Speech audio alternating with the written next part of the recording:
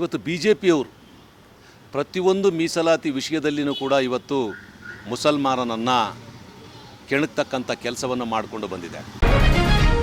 ಈ 2BA ಕಾಂಗ್ರೆಸ್ ಸರ್ಕಾರ ಆಡಳಿತಕ್ಕೆ ಬಂದು 1 ವರ್ಷ ಕಳೆದರೂ ಕೂಡ 2BAನ ರದ್ದುಪಡಿಸಿರ್ತಕ್ಕಂಥ BJP ಸರ್ಕಾರದ ಆದೇಶವನ್ನು ಇವತ್ತು ರದ್ದುಪಡಿಸಿ ಕೂಡಲೇ ಈ ಕಾಂಗ್ರೆಸ್ ಸರ್ಕಾರಕ್ಕೆ 88% ಮತವನ್ನು ಹಾಕಿ ಆಡಳಿತಕ್ಕೆ ತಂದಿರತಕ್ಕಂತಹ ಈ ಕಾಂಗ್ರೆಸ್ ಸರ್ಕಾರ ಎಚ್ಚೆತ್ತುಕೊಳ್ಬೇಕು. ಈ ಸಭೆಯಲ್ಲಿ ನಾವು ಇವತ್ತು ತೀರ್ಮಾನ, ಫ್ರೀಡಮ್ ಪಾರ್ಕಲ್ಲಿ ನಾವೊಂದು ದೊಡ್ಡ ಹೋರಾಟವನ್ನು ಮಾಡಬೇಕು, ಈ ಸರ್ಕಾರಕ್ಕೆ ಎಚ್ಚರಿಕೆ ಕೊಡ್ತಕ್ಕಂಥ ಕೆಲಸವನ್ನು ಮಾಡಬೇಕು ಅಂತಕ್ಕಂಥದ್ದು ಇವತ್ತು ತೀರ್ಮಾನವನ್ನು ಮಾಡಿದೆ. ಈಗಲಾದರೂ ಕೂಡ ಈ ಕಾಂಗ್ರೆಸ್ ಸರ್ಕಾರದಲ್ಲಿರ್ತಕ್ಕಂಥ ಮುಖ್ಯಮಂತ್ರಿಗಳು, ಉಪಮುಖ್ಯಮಂತ್ರಿಗಳು ಮತ್ತು ನಮ್ಮ ಸಚಿವರುಗಳು, ಈ ಕ್ಯಾಬಿನೆಟಲ್ಲಿರ್ತಕ್ಕಂಥ ಸಚಿವರು ಅವರು ಸ್ವಲ್ಪ ಎಚ್ಚೆತ್ತುಕೊಳ್ಬೇಕು. ಒಂದು ಮಾತನ್ನು ಈ ಮಾಧ್ಯಮದ ಮುಖಾಂತರ ಹೇಳ್ಕೊಳ್ತೀನಿ. 1,25,00,000 ಮುಸಲ್ಮಾನರು ಪಕ್ಷಾತೀತವಾಗಿ ನಮ್ಮ ಪಂಗಡಗಳು ಏನೇ ಇರಲಿ, ನಮ್ಮ ವೈಯಕ್ತಿಕ ವಿಚಾರಗಳು ಏನೇ ಇರಲಿ, ಇವತ್ತು ತಾವು 9 ಜನ ಗೆದ್ದಿದ್ದೀರಿ. ಮುಂದಿನ ದಿನಮಾನಗಳಲ್ಲಿ 25 ಜನ ಗೆಲ್ಲಿಸ್ತಕ್ಕಂಥ ಶಕ್ತಿ ಈ ಸಮಾಜಕ್ಕಿದೆ. ಸಮಾಜ ನಿಮ್ಮಿಂದ ಇದೆ, ನೀವು ಯಾರಿಗೂ ಕೂಡ ಹೆದರ್ತಬೇಕಾಗತಕ್ಕಂಥ ಅವಶ್ಯಕತೆಯೇ ಇಲ್ಲ. ಪಕ್ಷಕ್ಕೆ ಮುಸಲ್ಮಾನರು ಬೇಕಾಗಿದೆ, ಮುಸಲ್ಮಾನರಿಗೆ ಪಕ್ಷ ಬೇಕಾಗಿಲ್ಲ, ಕಾಂಗ್ರೆಸ್ ಪಕ್ಷ. ಈ ಸಮಾಜಕ್ಕೆ ತನ್ನದೇ ಆದಂಥ ಹಕ್ಕನ್ನು ಕೊಡಬೇಕು. ಈ ಸಮಾಜ ತೃಪ್ತಿ ಪಡಬೇಕಾದ್ರೆ ಇವತ್ತು BJPಯವರು ರದ್ದುಪಡಿಸೋದಕ್ಕೆ ಅಧಿಕಾರ ಇದೆ. ಅಧಿಕಾರಕ್ಕೆ ತಂದಂಥವ್ರು ನೀವು ಯಾಕೆ ಅದನ್ನು ಮತ್ತೆ ನೀವು 2BAನ 10% ಯಾಕೆ ಕೊಡಬಾರ್ದು? ಮುಂದಿನ ದಿನಮಾನಗಳಲ್ಲಿ ಈ ಸಮಾಜಕ್ಕೆ ಒಂದು ಉಪಮುಖ್ಯಮಂತ್ರಿ ಸ್ಥಾನ ಕೂಡ ಕೊಡಬೇಕು ಅಂತಕ್ಕಂಥದ್ದು ಈಗಾಗಲೇ ಪ್ರತಿ ಜಿಲ್ಲಾವಾರುಗಳಲ್ಲಿ ನಾವು ಈಗಾಗಲೇ ಧ್ವನಿ ಎತ್ತುತ್ತಾ ಇದ್ದೀವಿ. ನಿಮ್ಮನ್ನು ಯಾವ ರೀತಿಯಾಗಿ ಅಧಿಕಾರಕ್ಕೆ ತರಬೇಕು, ಅಧಿಕಾರದಿಂದ ಕಿತ್ತೊಗೆಯಬೇಕು ಅಂತಕ್ಕಂಥದ್ದು ಇವತ್ತು ಕರ್ನಾಟಕ ಮುಸ್ಲಿಂ ಸಂಘ ತೀರ್ಮಾನ ಮಾಡಿದೆ. ಸರ್, ಕರ್ನಾಟಕ ಸ್ಟೇಟ್ ಮುಸ್ಲಿಂ ಸಂಘ ಅಂತೇಳಿ ಒಂದು ಸಂಘಟನೆ ಏನು ಮೀಸಲಾತಿ ಬಗ್ಗೆ ನಾವು ಕರ್ನಾಟಕ ಸ್ಟೇಟ್ ಒಳಗೆ ಇಲ್ಲಿ ಬೆಂಗಳೂರು ನಗರಕ್ಕೆ ಎಲ್ಲ ಜಿಲ್ಲೆ ಎಲ್ಲ ಇಲ್ಲಿ ನಮ್ಮ ಶಿವಾಜಿನಗರ ಇರ್ಬೋದು, ಮೆಜೆಸ್ಟಿಕ್ ಇರ್ಬೋದು, ಇಂದಿರಾನಗರ್ ಇರ್ಬೋದು, ಎಲ್ಲರೂ ಸೇರಿ ಒಂದು ಮೀಟಿಂಗ್ ಚರ್ಚೆ ಮಾಡಿದ್ವಿ. ನಮ್ಮ ಮುಖಂಡರು ಬಶೀರ್ ಅಹಮದ್ ಸಾಹೇಬರು, ರಾಜ್ಯಾಧ್ಯಕ್ಷರು, ಅದು ಪೂರ್ತಿ ಡಿಟೇಲ್ ಹೇಳ್ತಾರೆ ಸರ್. ನಮಸ್ಕಾರ. ಕರ್ನಾಟಕ ಮುಸ್ಲಿಂ ಸಂಘ ಬೆಂಗಳೂರು ರಾಜಧಾನಿಯಲ್ಲಿ ಇವತ್ತು ಈ ಮಂಡ್ಯ, ಮೈಸೂರು, ಬೆಂಗಳೂರು ಗ್ರಾಮೀಣ, ಕೋಲಾರ, ಚಿಕ್ಕಬಳ್ಳಾಪುರ ಈ ಜಿಲ್ಲೆಯ ಪ್ರಮುಖ ಮುಸ್ಲಿಂ ಚಿಂತಕರನ್ನು, ಧಾರ್ಮಿಕ ಹೋರಾಟಗಾರರನ್ನು, ಧಾರ್ಮಿಕ ಗುರುಗಳನ್ನು ಕರೆದುಬಿಟ್ಟು ಇವತ್ತು ಸಭೆಯನ್ನು ಮಾಡಿದ್ವಿ. 2023ರ ಹಿಂದೆ BJP ಸರ್ಕಾರ ಈ ರಾಜ್ಯದಲ್ಲಿ ಮುಸ್ಲಿಮರಿಗೆ ಕೊಟ್ಟಂಥ 2BA ಮೀಸಲಾತಿಯನ್ನು ರದ್ದುಪಡಿಸಿರೋದರ ವಿರುದ್ಧ ಇವತ್ತು ರಾಜ್ಯದಲ್ಲಿ 2023ರ ಚುನಾವಣೆಯಲ್ಲಿ 88% ಮುಸಲ್ಮಾನರು ಇವತ್ತು ಕಾಂಗ್ರೆಸ್ ಪಕ್ಷಕ್ಕೆ ಮತವನ್ನು ಹಾಕಿ ಈ ರಾಜ್ಯದಲ್ಲಿ ಆಡಳಿತಾರೂಢ ಪಕ್ಷವನ್ನಾಗಿ ಅಧಿಕಾರಕ್ಕೆ ತಂದಿದ್ದೀವಿ.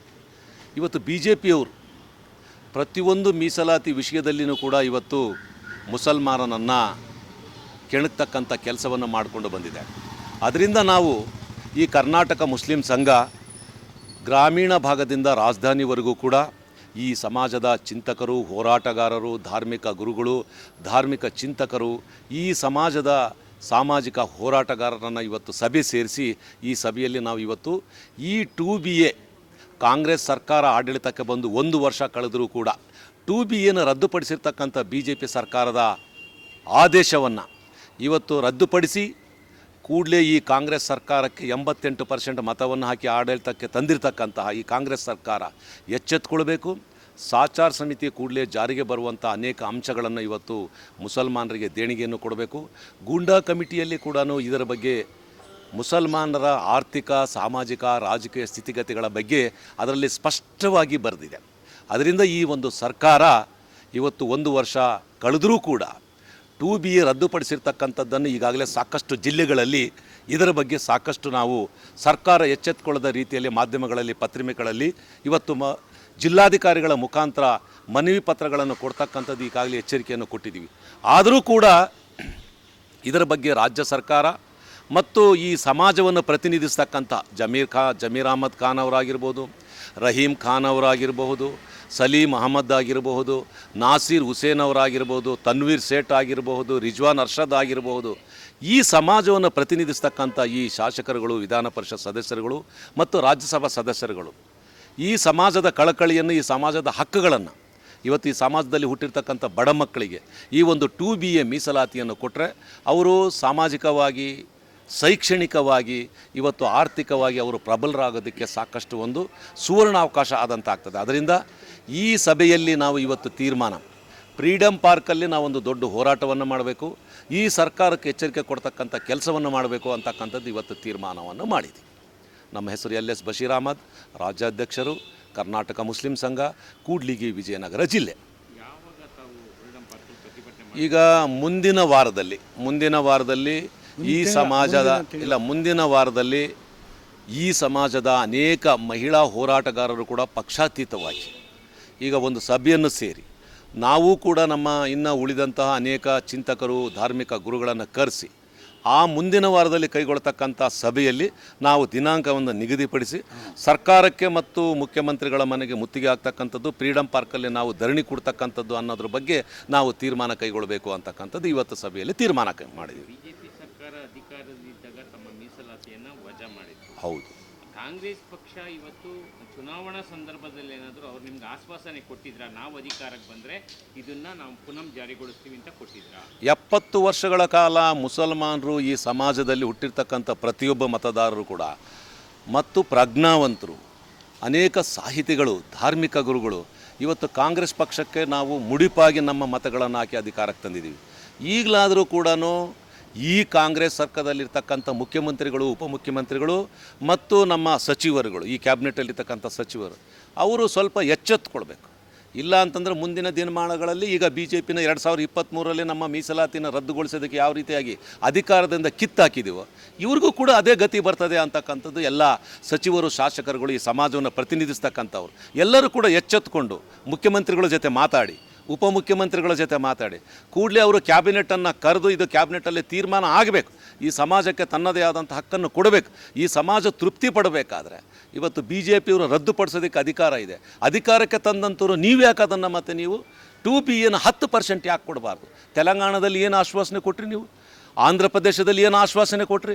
ರಾಜಕೀಯ ಭಾಷಣಗಳಲ್ಲಿ ಅಧಿಕಾರಕ್ಕೆ ಬರೋವರೆಗೆ ಅಷ್ಟೇ ಅಲ್ಲ ನೀವು ಭಾಷಣಗಳನ್ನು ಮಾಡಿ ಆಶ್ವಾಸನೆಗಳನ್ನು ಕೊಡೋದು. ಮೊದಲು ನಮ್ಮ ಬೇಡಿಕೆಗಳನ್ನು ಈಡೇರಿಸಿ, ಇಲ್ಲಾಂದರೆ ಮುಂದಿನ ದಿನಗಳಲ್ಲಿ ಈ ಕರ್ನಾಟಕ ಮುಸ್ಲಿಂ ಸಂಘ ಕ್ರಾಂತಿ ಹೇಳ್ತದೆ.